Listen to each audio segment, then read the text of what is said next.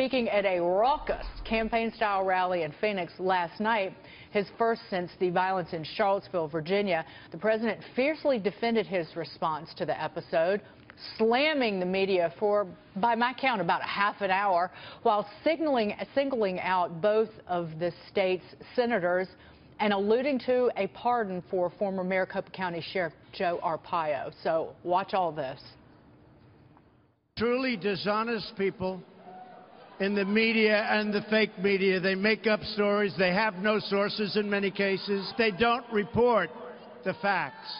Just like they don't want to report that I spoke out forcefully against hatred, bigotry, and violence, and strongly condemned the neo-Nazis, the white supremacists, and the KKK. They all said, Mr. President, your speech was so good last night. Please, please, Mr. President, don't mention any names. So I won't. One vote away, I will not mention any names. Very presidential, isn't it? Very presidential. And nobody wants me to talk about your other senator, who's weak on borders, weak on crime. So I won't talk about him. Nobody wants me to talk about him. Nobody knows who the hell he is. By the way, I'm just curious. Do the people in this room like Sheriff Joe? I'll make a prediction. I think he's going to be just fine, okay? But I won't do it tonight because I don't want to cause any controversy. Is that okay? The president also threatened to shut down the government, if necessary, over funding for the wall along the U.S.-Mexico border. Your take on that speech last night, Mercedes? Because Brett Baer was reporting that at least 2 officials said that they had wished that President Trump had let the Afghanistan speech stand for a day or two. Well, I think this is one of the issues that the White House is having, which is how you're able to take one message, for example, the Afghanistan message, and play that out for several days in the media cycle and then move on to something else. But I have to say, this Charlottesville issue needed to be addressed again. Was the rally the right setting? Was the rally the right setting? Maybe, maybe not. I mean, maybe this would have been something more you would have done in the East Room or in the White House itself, where you bring in individuals, black pastors, evangelical leaders, diverse religious leaders to come in and talk about this very, what I find difficult, complicated subject to talk about. But this is President Trump at his best when it's the raw meat, when it's going to the people and saying, look, I put out 2 strong statements on condemning the neo-Nazis, basically talking about Charlottesville, and the media, they went right after me, trying to call me a racist, trying to say that I didn't do enough. And this is the president pushing back on the media. So I think it was his frustration, and the way he does it is when he personally connects with his base, with the people that supported him. I mean, in that rally, which not much was mentioned, Alveda King was there, Ben Carson, Vice President Pence. They are talking about the need to unify this country, to heal this nation, and the president is mad about but that's the issue, is that if you listen to Vice President Mike Pence's opening statement, he said, when we are united, there's nothing we can't accomplish together. That's right.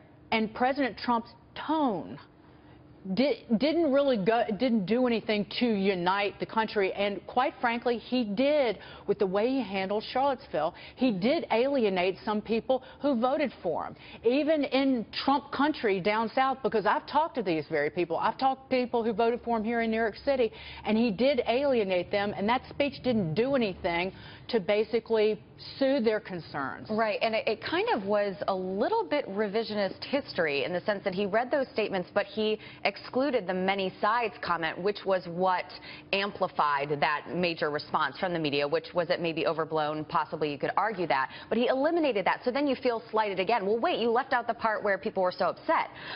But the thing that he needs to unite the country, of course, but also he needs to unite the Republican Party, because that is one of the major reasons why we've seen a delay, obviously, in so much legislation that was expected. All that red meat, Mercedes so right on that he was throwing to the base. It's got to get passed, and it's got to get passed by the Republican majorities that we currently have in Congress, or else we might not have those majorities in 2018. So he's got to be able to get with his strategists, get with his administration, and figure out how can we, okay, hold their feet to the fire, right? We want this legislation passed, but also unite the party, right? And attacking Senators Jeff Flake and Senator John McCain, even if not by name, was maybe not the best of any. He needed to do that. Yeah, he needed to attack McCain and Flake, because Flake openly criticized the president in his book. On McCain's situation, he was the one vote that no one expected that he would vote against the repeal. It is what brought down health care. I have excoriated Mitch McConnell and the Republican obstructionist who got in the way of at least doing something about Obamacare. However, at some point, the blame game's got to stop. You can blame the media all you want, but the media is not responsible for protecting the nation. The media is not responsible for cutting taxes and growing jobs and growing wages and worrying about and dealing with Afghanistan. True, so then the media spends 24/7 on a lot of these other issues, and not. Yeah, I agree, but stop watching the Stop watching it.